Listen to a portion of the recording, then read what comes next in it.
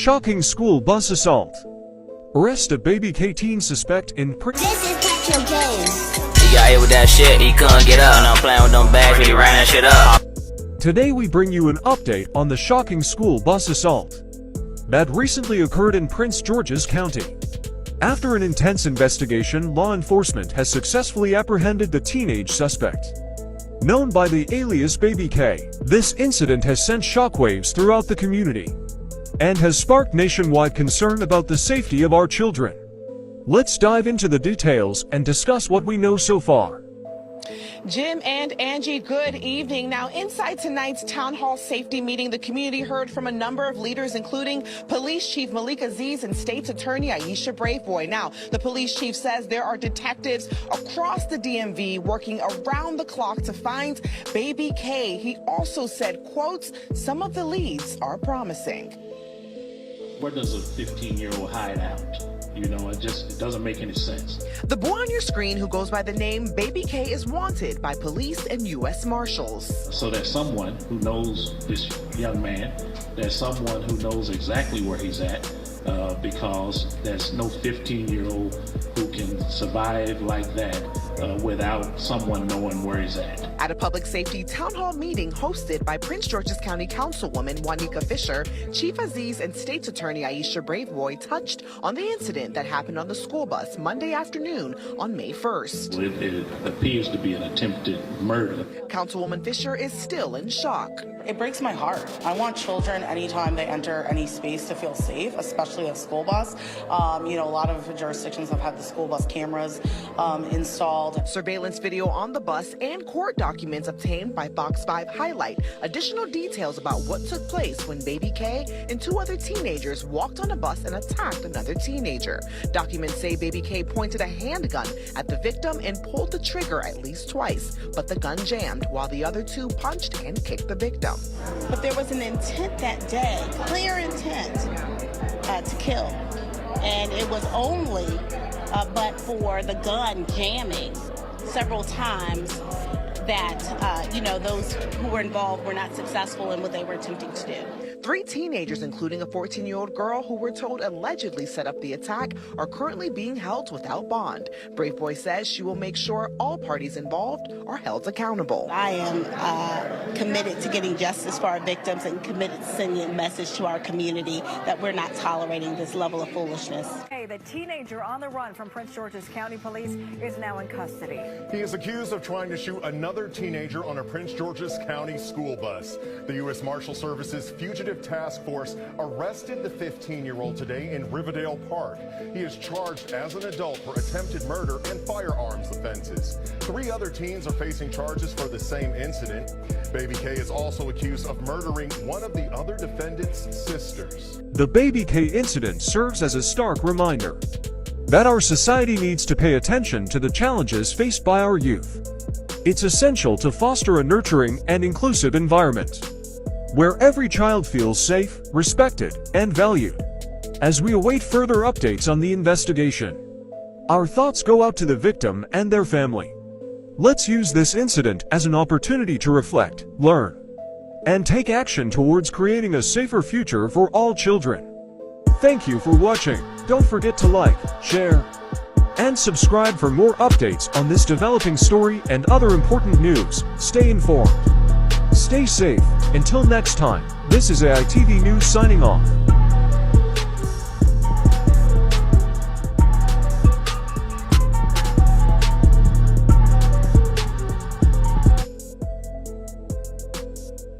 He's sentenced today for his role in the brazen attack on a school bus, and it was all caught on surveillance video. Caden Holland was just 15 years old when he tried to shoot a middle school student. Randy Ayala is following the case for us this morning and joins us with the very latest. Randy, good morning to you.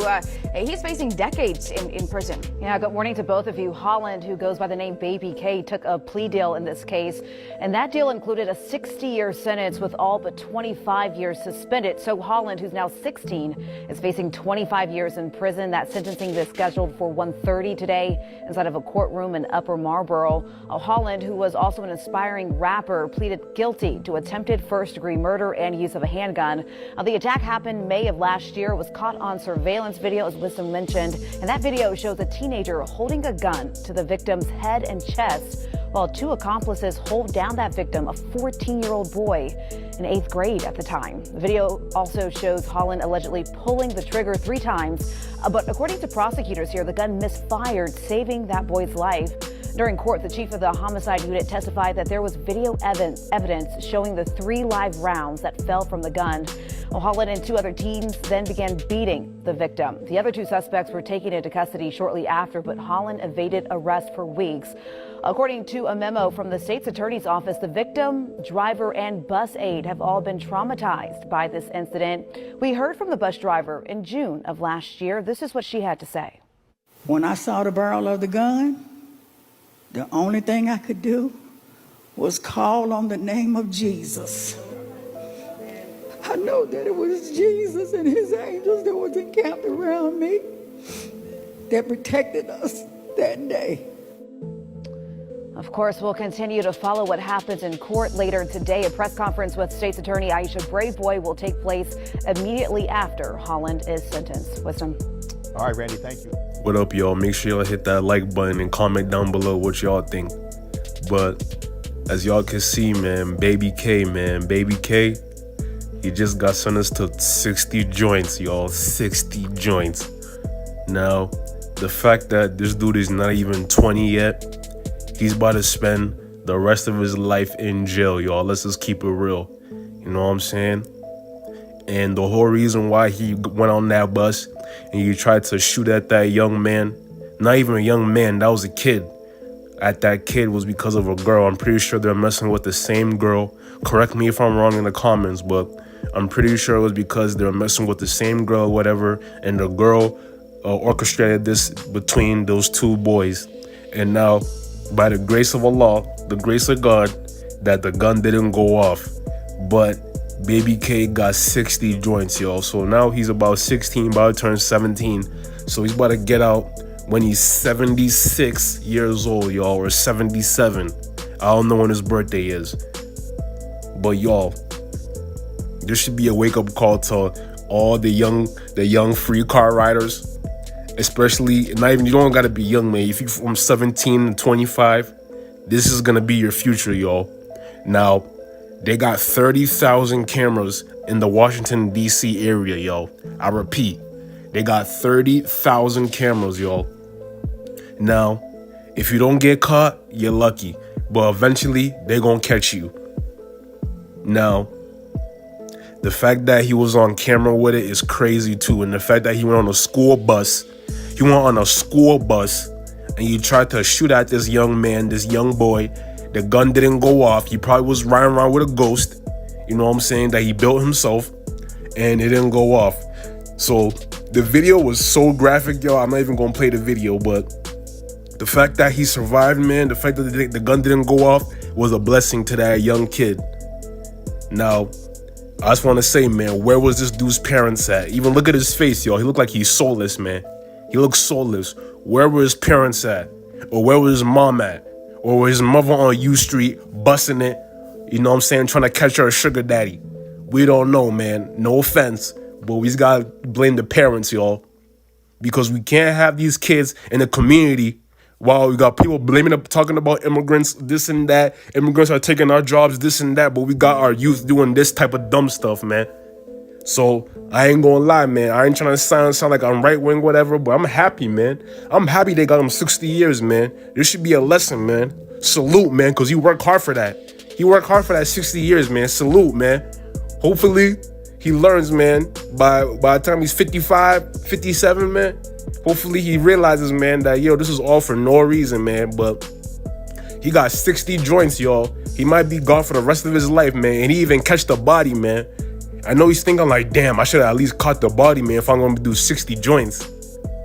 But yo, man, this is crazy, y'all. I just want better for our melanated people, man. It's crazy, man. If you don't value yourself, man, how you going to value others, man? For real. This stuff got to stop, man. It really do got to stop, for real, man. I got no words for any of this, man. No words, man. No words. And now this should be another lesson to you young bulls, right? Don't crash out on the word of a female, right? I'm gonna say female, not a woman, because a real woman is gonna nurture you, is gonna hold you down, is gonna show you right from wrong. But a female, or quote unquote these shitheads, man, they're gonna lead you right to the grave or the penitentiary, man. Now, if I'm wrong, let me know, but I'm pretty sure this was over a girl, man. Now look, that girl's probably still with the nigga that was in the bus, or that girl's probably off somewhere jumping from dick to dick. And now you got Baby K doing 60 plus joints, man. It's all a setup, y'all. It's all a setup for real, man. But yeah, man, just keep your mind on that money, man. Keep your head on the swivel, man, for real.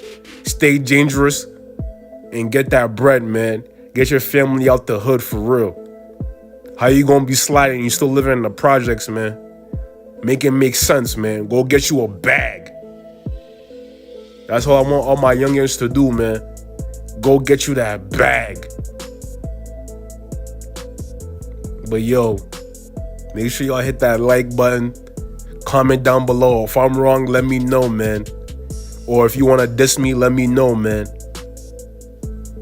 But yeah, man. I'm out.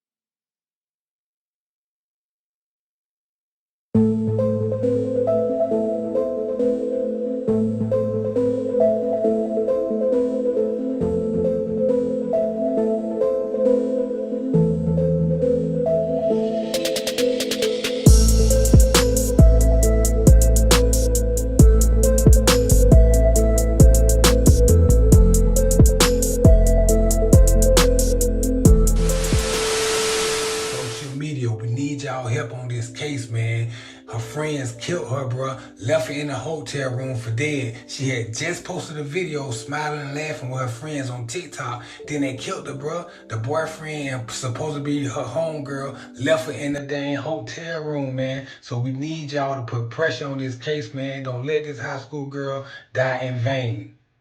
It was a murder. Somebody has to answer for it. It happens way too often in our city, and this one is not going to go unanswered. So the ones that's responsible for it, you might as well go ahead and turn yourselves in, because you are going to have to pay for what you did. Hey y'all, so I just got my toes done. I can't show y'all. I just got my toes done. Leading up to an arrest. The investigation remains ongoing.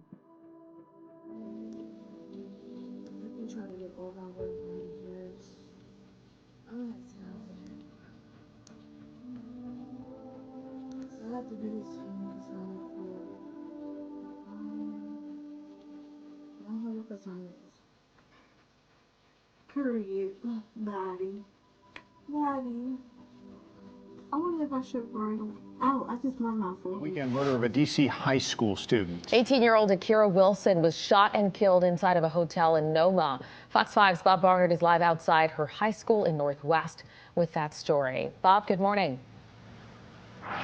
Hey, Jeanette, Steve, good morning to you. Yes, Akira Wilson was a senior here at Jackson Reed High School in Tenleytown. This is the former Wilson High School. Let me take you to the murder scene. It was a Hilton Garden Inn on 1st Street, Northeast. That's in Noma. This happened Saturday night just before 10 o'clock. Her family says Akira went with a friend. They believe it was a party on the 10th floor there. She was found shot and killed inside the room there. DC police, if there is a motive behind this, isn't saying anything about that. So this is a murder mystery.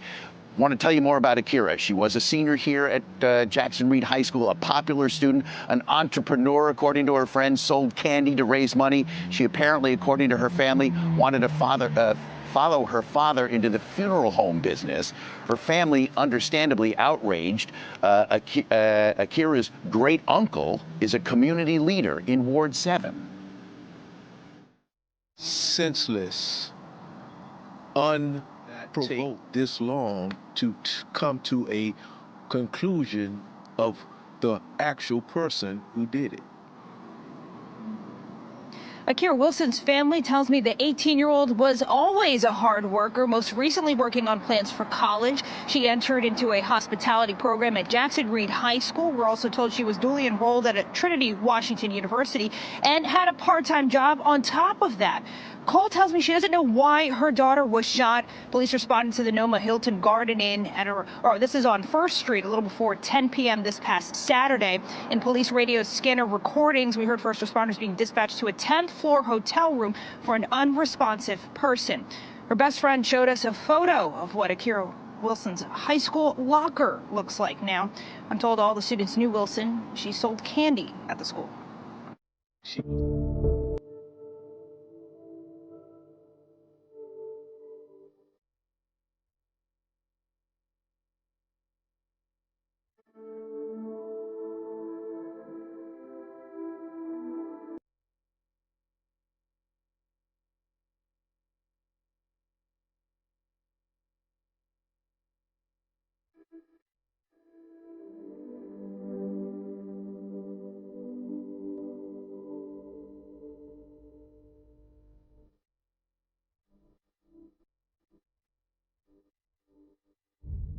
What up, y'all? It's your boy.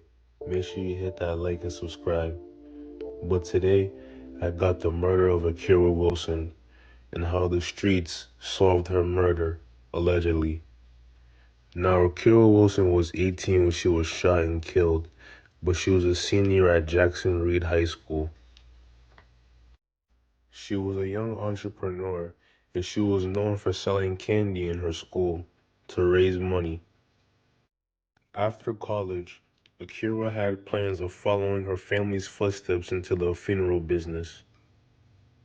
During her senior year in high school, she was enrolled in a hospitality program, and she was also dually enrolled at Trinity Washington University. But sadly, the promising young lady would not get to see her future plans come true, as she would be shot and killed.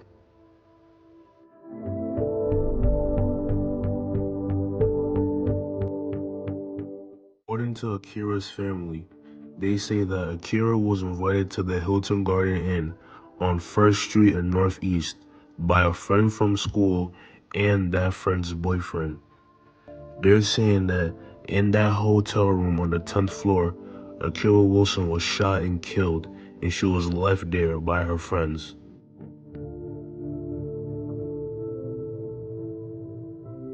Now, D.C. police have released this surveillance imaging of the potential suspect, a person of interest. You can see him pretty clearly there. This is surveillance video captured at the hotel. Her family believes this is the boyfriend of one of Akira's friends who she was with that night. Again, the motive behind this, unknown at least at this hour this morning, guys. Grief counselors were here at Jackson Reed yesterday to talk to students who were upset, obviously, by this murder over the weekend.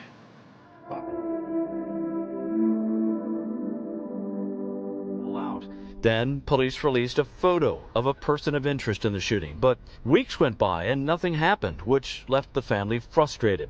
Outside the hotel where Akira was killed, the family held a news conference in February, claiming they knew who had pulled the trigger. At the time, police would not confirm the family's claim.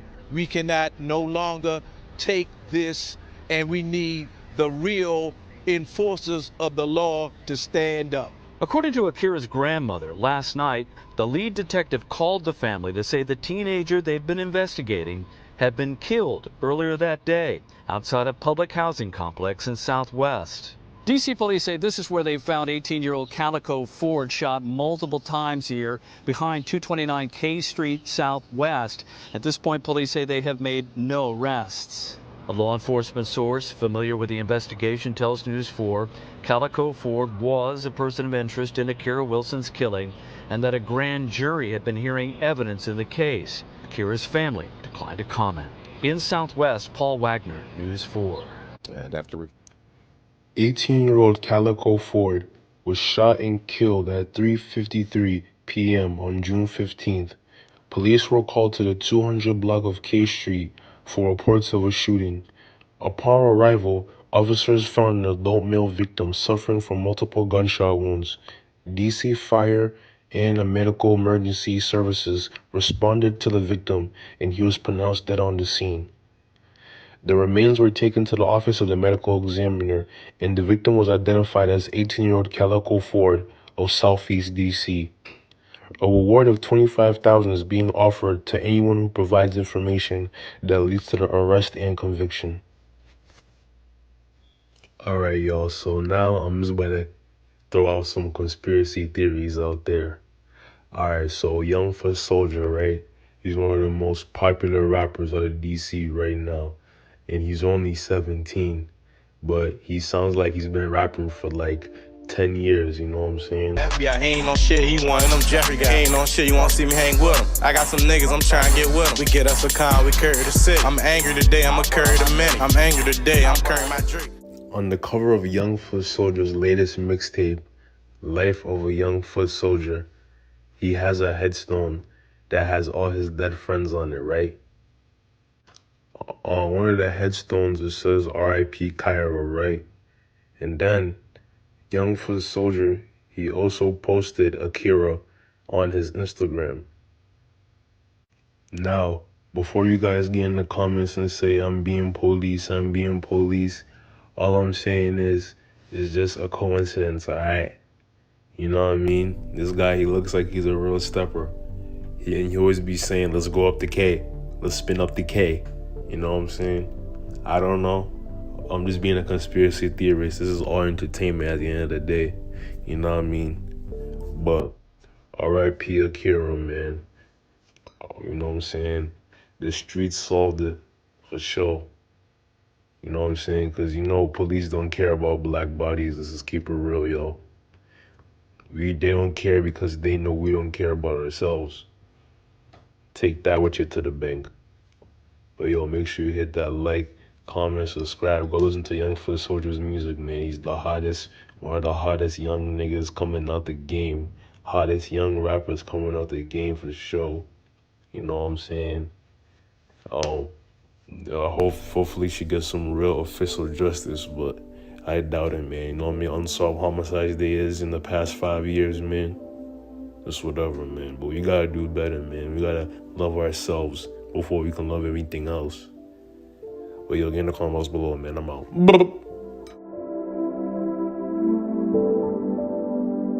They were afraid to go. Then the people who live there decided to take back their neighborhood. He came up the hill. On one side, he got the single-family homes, and then on the right side, this is our property here. For years, the police didn't come here. So the gangs of Benning Terrace, also known as Simple City, were the police, judge, and jury deciding how this Southeast project would be run. And plenty of people died by the gun. Vernon Weiss was here. When the school bells rang at 3:15, the kids would run home. It would take them approximately 2 minutes to get home. And in the units, they would be under beds or in the closets, just waiting for the gunfire to come because they knew it was a daily routine. One of those kids was 12-year-old Daryl Hall, a child who didn't run fast enough on January 15th, 1997.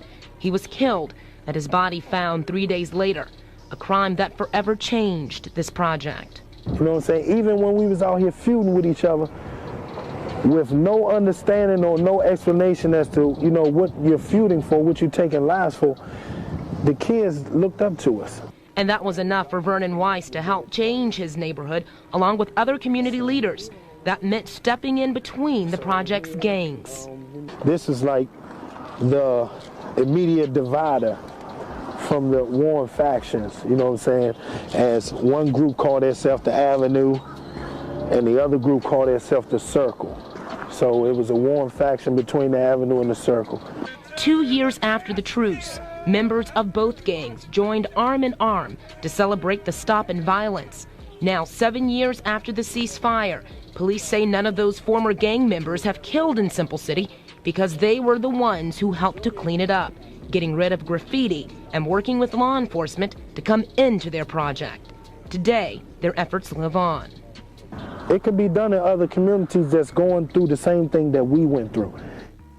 Vernon Weiss and other people in that community got help cleaning up the Benning Terrace from the National Center for Neighborhood Enterprise. Spokesmen for that group say that what happened there should be used as a model to clean up other areas in the city. For 2 years, Daryl had been living most of each week with his grandmother in the Prince George's County suburbs. He was safe there and he did good in school. There were no tripwires for a boy to be baited by the street or crossing into another form of life. But his mother agreed that the suburbs were boring, and Daryl agreed. He was brash, even ambitious in a childlike way. He was confident that he would thrive in the excitement of the street in Southeast Washington. In the fall of 1996, a thin little boy stepped back into his Simple City neighborhood. A jury housing complex scrawled with spade-painted war cries and the names of the dead. A busy drug market on the corner, knots of glaring young men guarding territory as their own.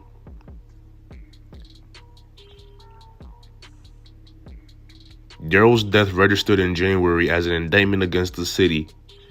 Is killing so commonplace that a 12-year-old is fair game? I don't know who dropped the ball, said Daryl's aunt Michelle. There's lots of levels to this: the home, the school, the community, even the government, even the national priorities that make us the worst in the world for violence against children. But I know if you drop the ball with this child, you've dropped the ball with thousands of others. Daryl's parents, who declined to be interviewed for this story, moved into Benning Terrace, a subsidized housing complex in Benning Heights, about 10 years ago, when their two boys, Daryl and D'Angelo, were just babies. There was not a lot of money coming into the family, and Dyer occasionally worked at fast food restaurants. Greg raised those boys. He cooked for them. He was good for them. He might not have had a good job to provide for things, but I give him the credit, she said. He took care of those boys. He and Daryl were like his, said Michelle Dyer. Crossing her fingers, he loved Daryl and Daryl loved him. You'd see them sitting there with Daryl's arms on him on his father's shoulders. But sadly, things went poorly for Daryl's parents in mid-1993. The couple separated. Greg Hall had threatened to delete Michelle Dyer, according to court files, in January 1994. He threatened her again with a razor and meat cleaver and pleaded guilty to assault and making threats. By that time, Shirley Dyer suggested to Carla that she should move her and her boys to Oxon Hill to give them a good foundation in a good local school. She said that it was too quiet and too boring out there. I guess you could say that she did like the city life more. The hard-edged pressure of the city drained away from Daryl's life in Prince George's County, where his grandmother lived in a quiet working-class neighborhood of square-frame homes. The house came with a backyard, a small dog named Precious, and Aunt Shell, who doted on the children and insisted that they do their schoolwork. Daryl had returned to live with his mother. When he returned, his father was not there. Greg Hall had walked away from the halfway house after his 1994 conviction for assaulting Daryl's mother. Court records show that in 1996, he was ordered back to serve 360 days in jail, but he got out 6 days before his son was killed. He came back out just in time to see his son as a child to do childhood things. Daryl loved to beat on drums, and he carried drumsticks to school every day. He collected baseball cards and rode a bicycle around the neighborhood. He had a huge infectious grin that even captivated adults. Daryl had two choices growing up. Either he was to join an after-school program called Rites of Passage group sessions to help the adolescents move forward into adulthood, or he was to join the local kids outside on the streets in the afternoons and evenings when everyone else was scampered into their homes and locked their doors because it seems like the youth owned the streets. Daryl and his brother chose the latter, and they were regulars at the Wednesday Bible study class at the First Rock Baptist Church. But sadly, the streets got a hold of them. The youths on the street insist that they were not in a gang. They just happened to hang out together. They say that they profess a territorial pride. They do not wear colors, only a gun or a bulletproof vest. Police say that the Simple City crew is a gang, one of the more deadly in the city. Their long feud with the Eastgate crew across Benning Road ended a year or so ago. Only when the death toll mounted and the city declared the squalid Eastgate housing complex an abject failure, it emptied out.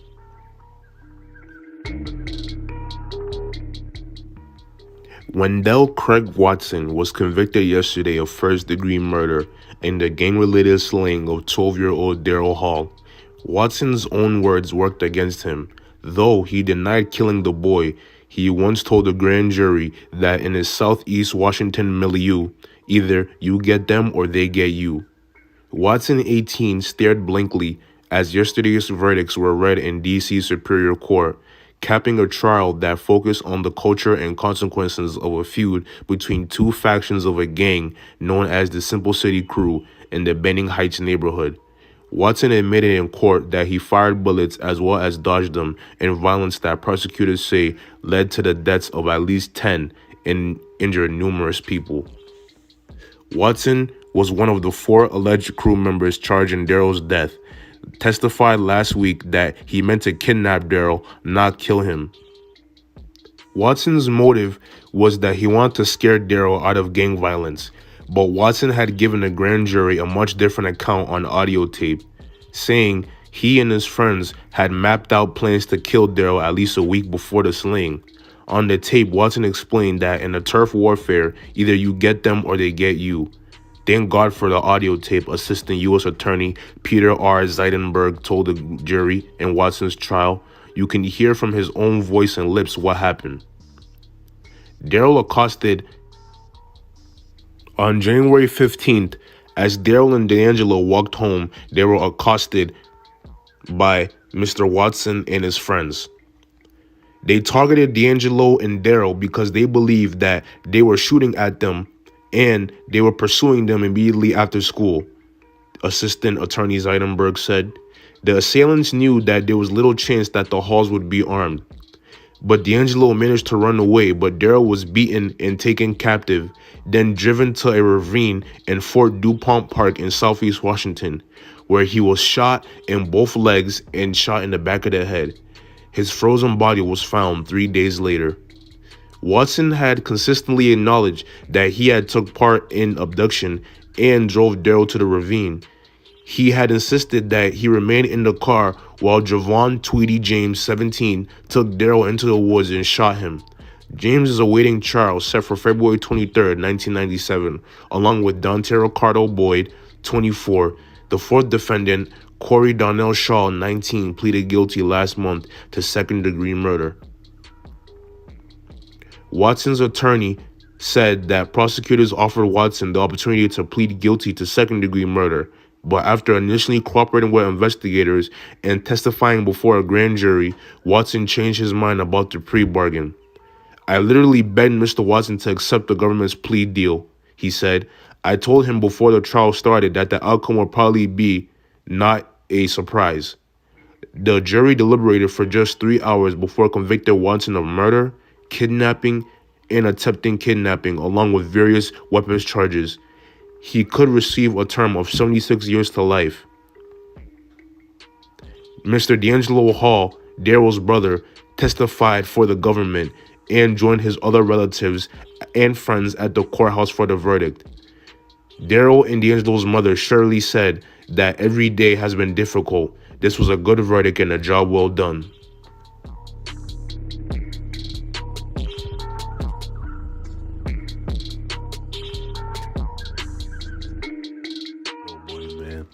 Back with another one. But hey, yo, today, man, I've been putting this video off for a minute, but I gotta keep it real with y'all because y'all be keeping it real with me. But yo, today we got Michael YG Mason, right? And this guy, he's like, I'm gonna keep it real with y'all, he's a serial killer. I'm not even trying to be like, I'm not even trying to force it, but this nigga is crazy, yo. Like, you know what I'm saying? Like, yo, DC be active, yo. Like, y'all don't know. Like, DC be active, son. Like, if you know, you know. You know what I'm saying? Like, Alabama Avio, there's mad hoods on that avenue, right? They all be beefing with each other, so you already know the streets is active, y'all. Son, this young nigga is a savage, yo. So sit back, relax, get your sheet, get your funnel, and all that. But let's watch this. Year-old Michael Mason of Southeast. He's been charged as an adult in the case. According to court documents, the suspect is linked to the Avenue faction of Simple City, a group that operates. Yo, so he was 16, putting in work, son. He was 16 putting in work. Like, son could even buy his own motherfucking... He can't even buy no damn funnel from the store. And this motherfucker's out here putting in more work than a lot of these old heads out here, son. That's crazy, yo. Simple City be active, huh? Shit. I never believe what's on the internet, but from what I seen, man, seems like Simple City, you putting the belt to ass. The belt to ass. Let's play the video, man. It's off Alabama Avenue Southeast. He showed me some bad and that nigga got rushed. He was talking too much and got left in the dust. And I'm on the 1 AM thugging with club. YG here goon, he geeking the up. Free 32, my boy about to tell you. Send her a bitch, that bitch get YG here goon, he geeking the up. I'm sorry, yo. That nigga looks like he got no soul. But let's read this. He said, Michael YG Mason is a 17-year-old kid from Simple City, 1080 Clickers, who was charged with 4 murders and 5 other shootings in a 7-week span. Oh my goodness, yo. A 7-week span, yo. That's crazy. Yo, he just woke up to slide every day. But anyway, he said from April 7th to May 22nd, at just 16 years old, on June 17th of last year. Damn, yo, that's crazy.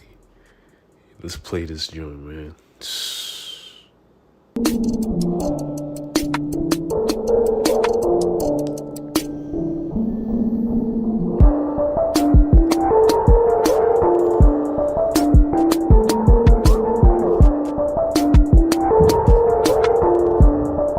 He said in 2018, YG was arrested on a murder, on a number of gun charges.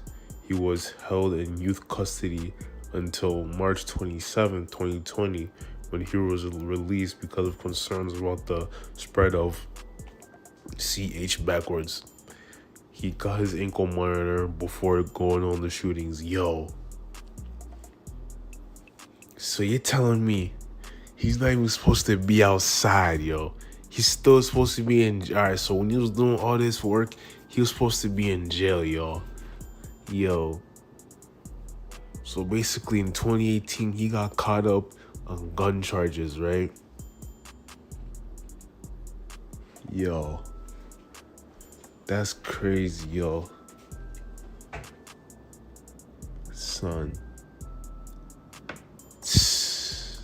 Let's play the video, man. Motherfucker cut off his ankle monitor. That's crazy.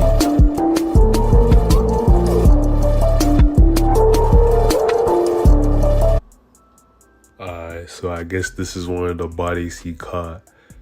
They said on April 7th, on the 300 block of Alabama Avenue, Southeast, YG allegedly had been trying to shoot a man, but he ducked behind Bray Moon and hit her, and she died. He admitted to being in the back of a white Honda. Police say which was used in the shooting, but YG snitched and said that the driver fired through the passenger window, but that was false. He said he did not know it was a female in the car. but they shot at someone trying to cause him problem there or whatever. Damn, yo. This nigga was shooting females and shit. That's crazy, yo.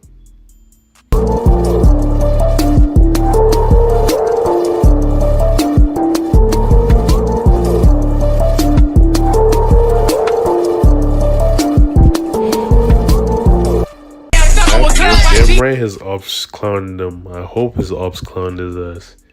Niggas are goofy. How you gonna cut your body and then snitch on yourself? That's why I say about the young niggas, man. These niggas be goofy. Moments later. Some niggas that's gon' do the girl, and I know some niggas that won't never. 3 days later.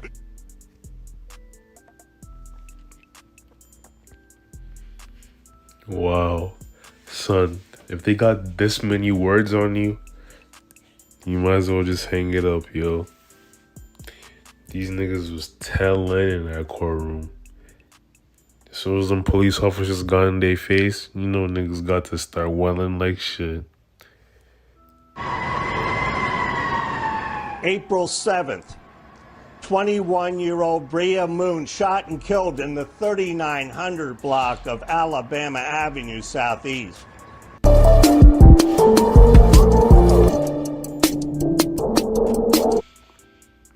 Damn, so after Shorty passed, he was charged with shooting 2 more shootings. Damn, April 28th and May 9th. But they survived. Yo, this nigga gotta be shooting from half court. He gotta be, yo. He gotta be.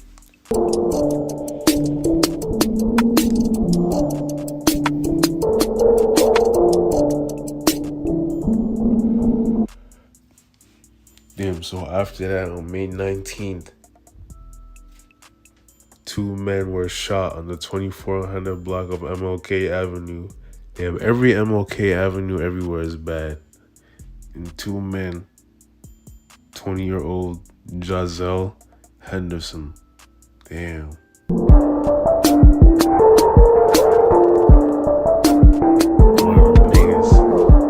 May 19th, the 2400 block of MLK Avenue, 1:30 in the afternoon. 3 people shot there. 2 men found dead at the scene. A wounded woman taken to the hospital.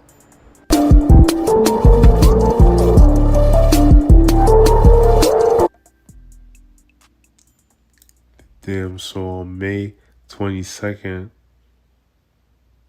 he allegedly shot and killed Roach from 37th. Damn, on the 3800 block of East Capitol. They say that they drove a vehicle to a nearby alley and started shooting at Roach from 37th.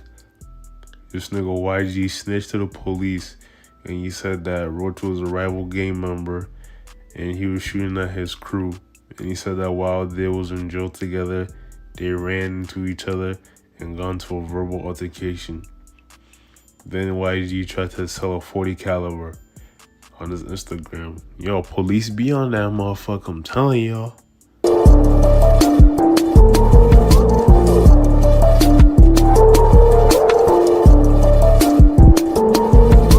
May 22nd, the 3800 block of East Capitol Street Northeast. Another afternoon shooting. Another young man found dead on the street. This time the victim, 18-year-old Antoine Roach.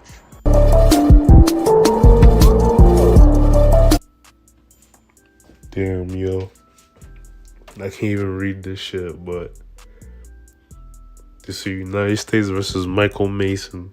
So basically, they got all they need off this nigga. They got all the evidence they need to throw the book at his ass. For real.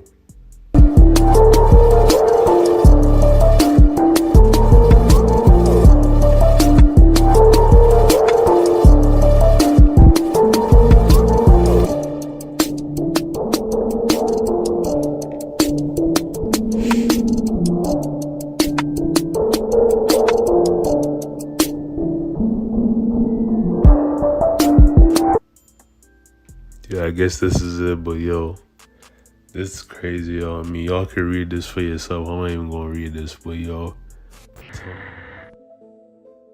Well, tonight, there was a vigil in the McElderry Park community just days after a 12-year-old girl was shot and killed there. The city of Baltimore sent resources to the neighborhood along North Kenwood Avenue where the shooting took place Friday. WJZ is live at 11, and Christina Mendez is digging deeper into the suspect's background, who now faces a slew of charges, including murder. Christina? Denise, the Maryland court records reveal that there is a protective order out against this suspect by someone who shares the same last name as the victim. We also know through charging documents that he shares a child with the victim's mother. And now neighbors are left shaken by this entire incident, wanting to know why. A memorial grows on the steps leading to the home of Brianna Corley in McElderry Park. Baltimore police say the 12-year-old was found dead inside after being shot Friday night. On Monday, a vigil was held where Baltimore City sent resources into the community along North Kenwood Avenue to help neighbors cope. Corrine Santos lives next door to the victim's family. It's sad, very sad. Police say the suspect, 28-year-old Omar Passmore, was arrested and charged Sunday. During an interview, police say Passmore confessed to the killing.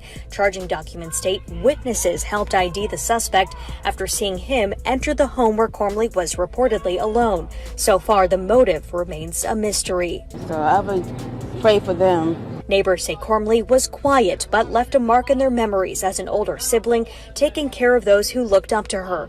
Neighbor Jamie Jimenez Lopez is almost the same age and says it's hard to process such a young life lost to gun violence. It's not fair that she needed to lose her life really early.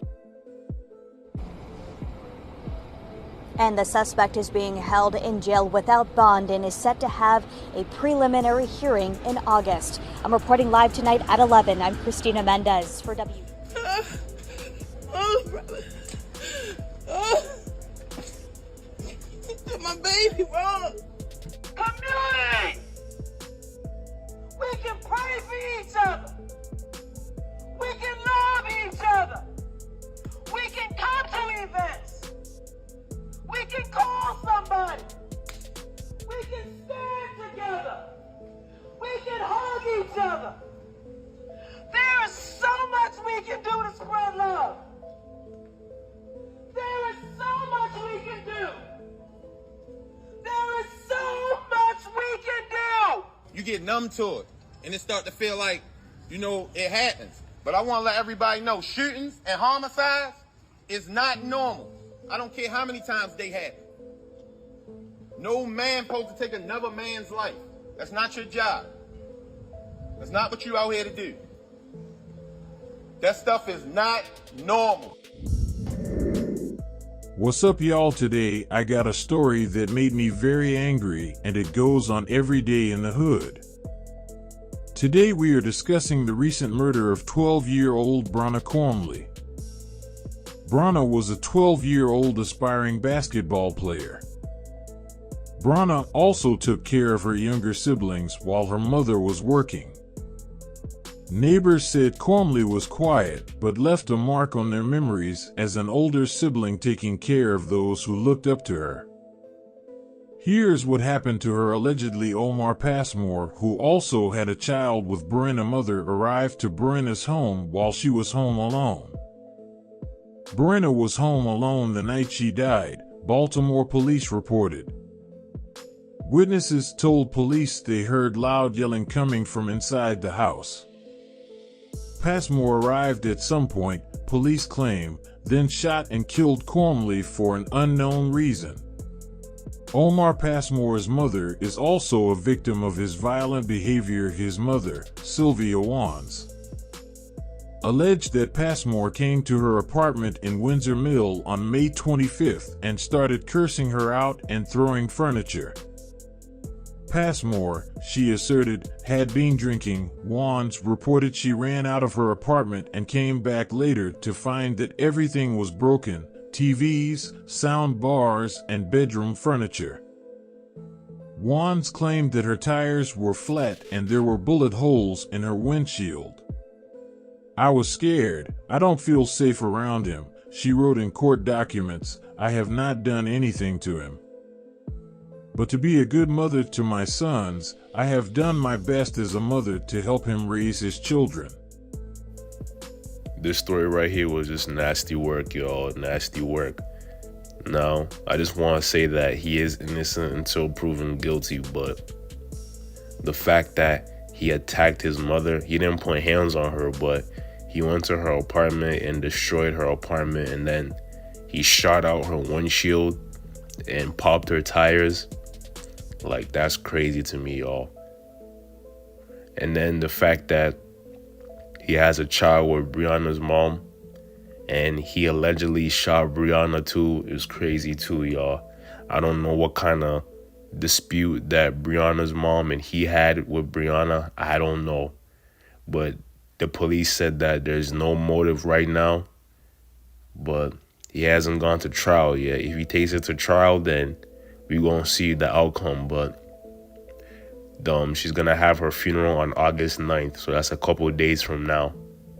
So I'm going to try to find her GoFundMe so I can pin it in the comments, man. I got a suggestion from somebody to do this, so I'm doing it. But yeah, y'all, he's going to pick a better partner, y'all. You got to pick out a better partner.